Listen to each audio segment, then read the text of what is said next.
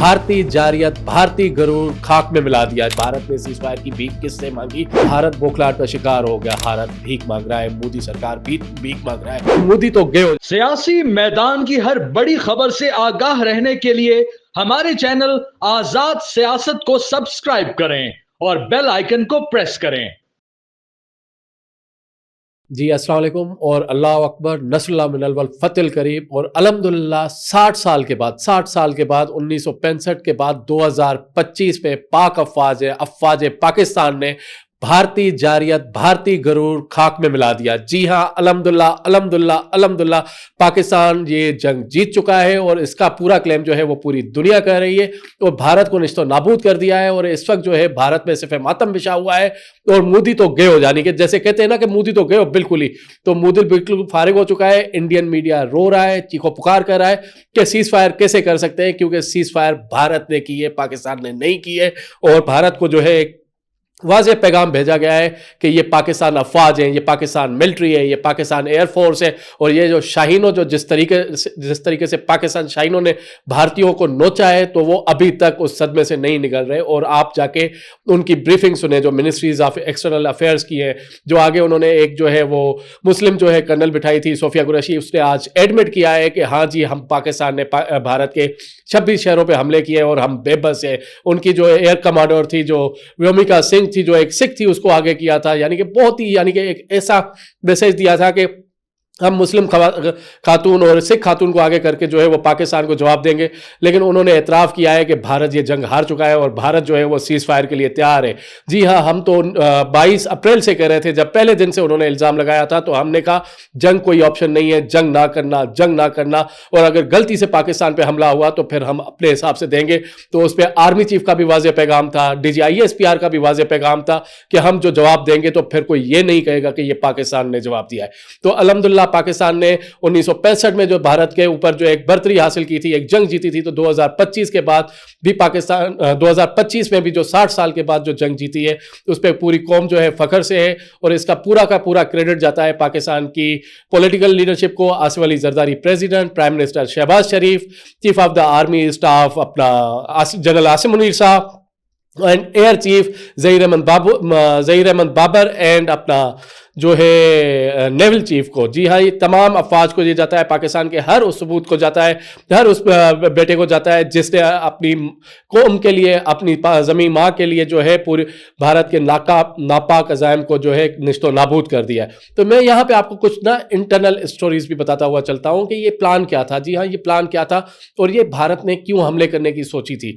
तो भारत ने ये जो चीज़ सोची थी, मोदी सरकार ने जो सोची थी, एक्चुअली यहाँ पे जो शिकस्त हुई है, ये जो पाकिस्तान अफवाज ने शिकस्त दी है, जनरल हाफिज आसिम मुनीर साहब ने जो शिकस्त दी है, आर्मी चीफ ने वो शिकस्त दी है हिंदुत्व को दी है। क्योंकि अल्हम्दुलिल्लाह वो एक हाफिज है और पाक अफवाज के सरबराह हैं, वो सिपह सालार हैं। तो उन्होंने जो शिकस्त दी है वो हिंदुत्व को शिकस्त दी है, वो बुचर ऑफ गुजरात को शिकस्त दी है, वो इजराइल को शिकस्त दी है। ये सिर्फ इंडिया की शिकस्त नहीं है, ये भारत के साथ साथ इजराइल की भी शिकस्त है, हिंदुस्तान की शिकस्त नहीं है, इजराइल सैनियों की भी शिकस्त है, जो पाकिस्तान, जिनकी आंख में खटकता है, जो पाकिस्तान को बर्दाश्त नहीं करते।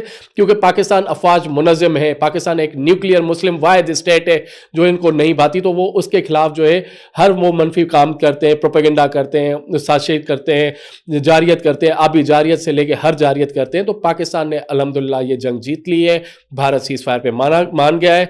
और यहीं पर मैं आपको मज़ीद डिटेल्स बताता चलूँ कि 12 मई दोपहर 12 बजे तक जो है ये सीज़ फायर का ऐलान हुआ है। DGMOs जो है वो आपस में बैठेंगे, हॉटलाइन पे बात करेंगे। और अब अगर भारत नहीं माना तो ये जंग जहां रुकी हुई है पाकिस्तान वहीं से शुरू करेगा। ये मैं आपको एक एक्सक्लूसिव न्यूज़ बताता हूं। 12 मई को अगर भारत पाकिस्तान के कंडीशंस नहीं मानता तो भारत के ऊपर वहीं से हम जंग शुरू करेंगे जहां से आज हमने रोकी है। और ये जंग कैसे रोकी है उसकी भी पूरी एक स्टोरी है मेरे पास। लेकिन मैं आपको बताता चलूं कि मोदी का प्लान क्या था, हिंदुत्व का प्लान क्या था, बुचर ऑफ गुजरात का प्लान क्या था। जी वो प्लान ये है कि आपको पता होगा कि जो बीजेपी है, भारतीय जनता पार्टी है, वो एक आरएसएस तंजीम थी, राष्ट्रीय समाज सेवक संघ, यानी कि आरएसएस जो एक उनका जो है राष्ट्रीय समाज संघ जो अवामों की भलाई के लिए, लेकिन वो एक हिंदुत्व के नैरेटिव पे, हिंदुत्व की आइडियोलॉजी पे बनी थी आरएसएस। 27 सितंबर 1925 में, 27 सितंबर 1925। तो आरएसएस और बीजेपी जो है, हिंदुत्व जो है, वो अपनी 100 साल जश्न मनाना चाह रहे थे, वो जश्न मनाने की तैयारी कर रहे थे। और मोदी ने कहा जी मैं 100 साल का जश्न मनाऊंगा, ऐसे पगड़ी पहनूंगा सेफ्रॉन की, और मैं हिंदुत्व का एक किंग कहलाऊंगा, एक देव कहलाऊंगा, भगवान कहलाऊंगा। लेकिन अल्हम्दुलिल्लाह पाकिस्तान आर्म फोर्सेस ने उसका गरूर खाक में मिला दिया और मोदी को शिकस्त दे दी।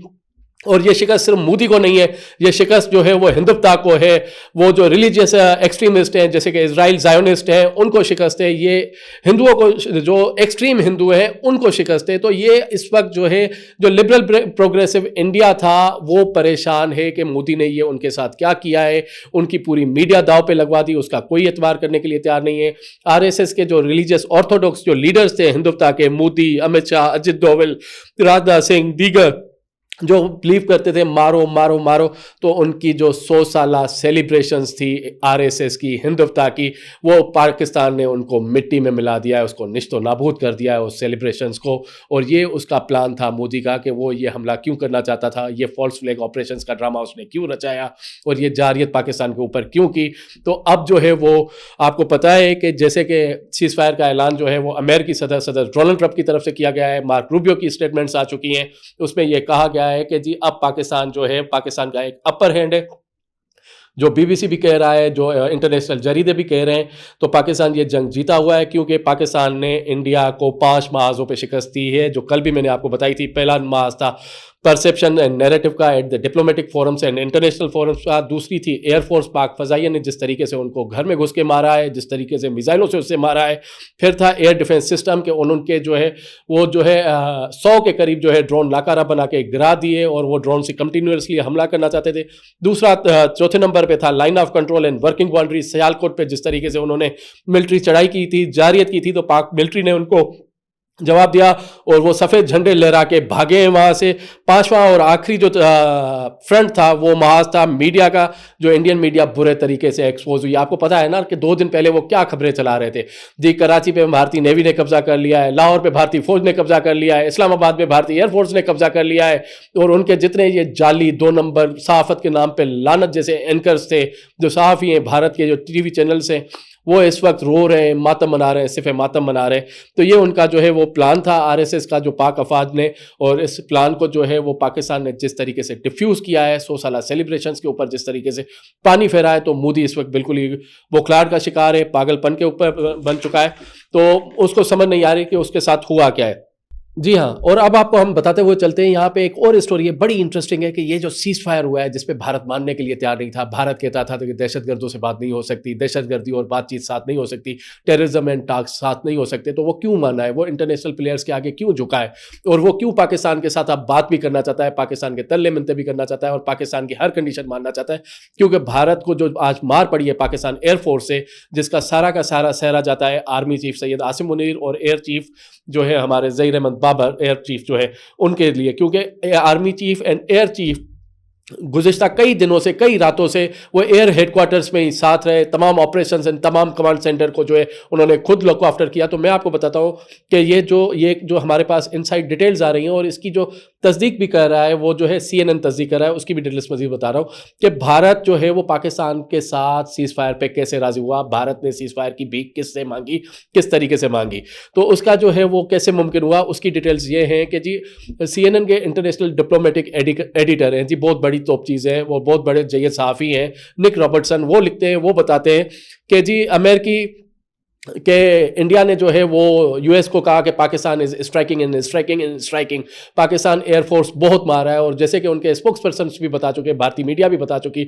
भारतीय जो है मिनिस्ट्री ऑफ एक्सटर्नल अफेयर्स की ब्रीफिंग में भी आ चुका कि पाकिस्तान जो है वो ऑफेंसिव स्ट्राइक्स कर रहा है और 26 शहरों को जो है उसने तबाह और बर्बाद कर दिया है। उनके S-400 मिसाइल सिस्टम, उधमपुर का बेस, जम्मू का रनवे, श्रीनगर की एयरपोर्ट, अपने राजस्थान, गुजरात, और उनके ऊपर जो साइबर अटैक किया पाकिस्तान ने, जो पाकिस्तान अथॉरिटीज़ ने उनके ऊपर साइबर अटैक किया, उसके बाद भारत बौखलाहट का शिकार हो गई। और भारत जो इतनी बड़ी इकोनॉमी जो कहती है 700 अरब की इकोनॉमी है, इतने बड़े इंटरनेशनल दोस्त है हमारे, तो वही अमेरिका के पास भागा उन्होंने ही सदर डोनाल्ड ट्रंप को जो है जगाया और उसे कहा कि जी बस करवाएं, माफ़ी दिलवाएं, सीज़ फायर करवाएं, क्योंकि पाकिस्तान ने जो है गुज़िश्ता 8 घंटों से इतना मारा है कि we can't strike back, we can't defend. तो 8 घंटों में भारत की डिफेंस लाइन टूट चुकी थी।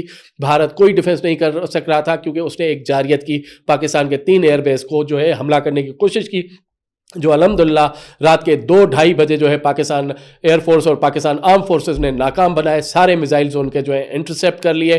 और उसके बाद जो है पाकिस्तान ने जो है ऑपरेशन बुनियान मरसूस जो है शुरू किया, कुरान पाक की आयतें और अल्लाह अकबर का नारा लगाया, नसरुल्लाह मिनल फतिल करीब का। तो उसके बाद भारत जो है वो ऑपरेशन जब शुरू हुआ और जब उनको मारा तो भारत बौखलाहट का शिकार हो गया। हाँ जी, वो ऑपरेशन सुबह 5:30 बजे शुरू होता है और 2:30 बजे तक जो है वो भारत का जो है डिफेंस लाइन टूट जाता है, डिफेंस सिस्टम टूट जाता है, S-400 टूट जाता है, उनके राफेल्स जो हैं बेबस नज़र आते हैं, उनके MiG-29 बेबस नज़र आते हैं, Su-30 बेबस नज़र आते हैं। तो जो निक रॉबर्टसन जो स्टोरी बता रहे हैं, वो स्टोरी ये बता रहे हैं कि फिर जो है अमेरिकी हुकाम ने, अमेरिकी वज़ीर ख़ारजा मार्क रूबियो ने जो है वो तुर्की के वज़ीर ख़ारजा और सऊदी अरब के वज़ीर ख़ारजा को जो है फ़ोन किया, तरले मिन्नतें की कि जी हाँ, पाकिस्तान को कहें कि प्लीज़ सीज़ फायर पर आमादा हो जाए, सीज़ फायर पर एग्री हो जाए। तो फिर वो जो है एक सीज़ फायर जो है वो डोनाल्ड ट्रंप ने खुद ट्वीट की, फिर उसको इसहाक डार साहब ने और वज़ीर आज़म पाकिस्तान ने जो है एक्सेप्ट किया, क्योंकि ये एक बहुत बड़ी रिक्वेस्ट आई थी और अपर हैंड था, जबकि सारी दुनिया ने मान लिया कि पाकिस्तान का एक अपर हैंड है। तो वहीं पे निक रॉबर्टसन लिख रहे हैं कि पाकिस्तान को ये बर्तरी सिर्फ और सिर्फ जो है उसको उसकी एयरफोर्स की वजह से हुई, उसके जो है मिसाइल सिस्टम की वजह से हुई। और जो पाकिस्तान ने मिसाइल सिस्टम्स यूज़ किए, भारतीय एयरफोर्स, भारतीय एयर डिफेंस सिस्टम एंड भारतीय फोर्सेस उसके आगे बेबस नज़र आ रहे थे, क्योंकि पाकिस्तान के पास जो टेक्नोलॉजी है, जो इस ऑपरेशन हुआ था जो सुबह को, उसमें J-10C, JF-17 थंडर्स और PL-15 जो चाइनीज़ टेक्नोलॉजी है, मिसाइल्स हैं, थैंक यू टू चाइना। और पाक चीन दोस्ती का तो किसी को क्या ही बताएं, वो तो हिमालय से बुलंद, समंदरों की गहराइयों तक, शहद से मीठी, इतनी दोस्ती है। तो पाक चीन दोस्ती जिंदाबाद। और पाकिस्तान ने जिस तरीके से भारतीय जो हेजेमनी ख़त्म की है इलाके में, जो भारत कहता था कि जी पाकिस्तान हमसे बात करे जैसे हम नेपाल से बात करते हैं, भूटान से बात करते हैं, बांग्लादेश से बात करते हैं, मालदीव से बात करते हैं, और हम पाकिस्तान से डायरेक्ट बात नहीं करेंगे।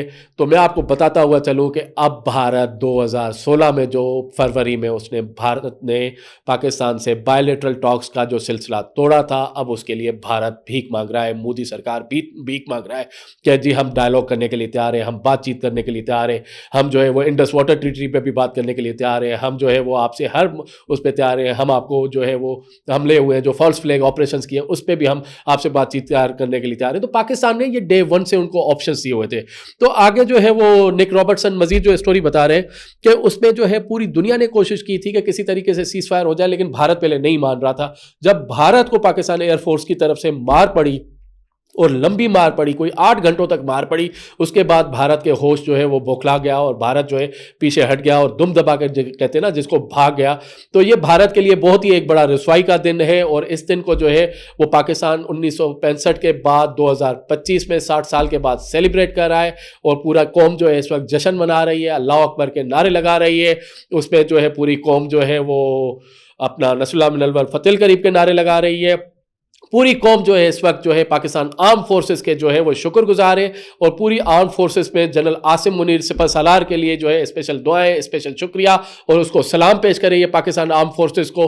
तो जिस तरीके से ये जंग हमने जीती है, ये मॉडर्न हिस्ट्री की, वॉरफेयर की मिसाल है। और आपको कल भी मैंने बताया था कि किस तरीके से जो है दुनिया के जो इंटरनेशनल मिलिट्रीज हैं, वो जो है सुपर पावर्स हैं, वो पाकिस्तान और इंडिया की डॉग फाइट जो हुई थी, राफेल जब हमने गिराए थे, तो उसको एज अ केस स्टडी करके जो है वो पेश करके वो कर रही है।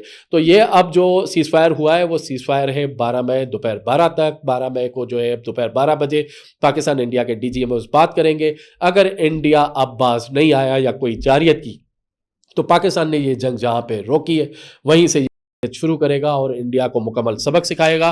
तो यहीं पे मैं आपको बात करूं, ये तो इंडिया के दुश्मन थे। यहीं पे एक और बात करता हुआ चलूं कि एक पाकिस्तान के अंदरूनी भी दुश्मन है। वो पाकिस्तान के अंदरूनी दुश्मन जो है वो पाकिस्तान की एक सियासी जमात है, वो इमरान खान के सपोर्टर्स हैं, जिन्होंने इस जंग में जो है पूरे बुरे तरीके से पाकिस्तान के नैरेटिव को शिकस्त देने की कोशिश की, लेकिन अल्हम्दुलिल्लाह वो अपने नापाक अज़ाइम में कामयाब नहीं हुए। उन्होंने 9 मई 2024 को भी यही काम किया था, उन्होंने 2025 10 मई को भी यही काम किया है, तो उनको बड़ी शिकस्त हुई है। तो उसमें जो है अब जो जो हमारे पास इतलात आ रहे हैं, तो जिन्होंने जो है फेक न्यूज़ फैलाई, जिन्होंने जो डिजिटल दहशतगर्दी की सोशल मीडिया प्लेटफॉर्म्स के थ्रू, जिन्होंने पाकिस्तान पे पार्लियामेंट पे खड़े होकर फ्लोर पे जो है गलत बयानी की, और उसको इंडियन मीडिया ने किस तरीके से जो है वो नरेट किया, वो पाकिस्तान के लिए एक बड़ी थी।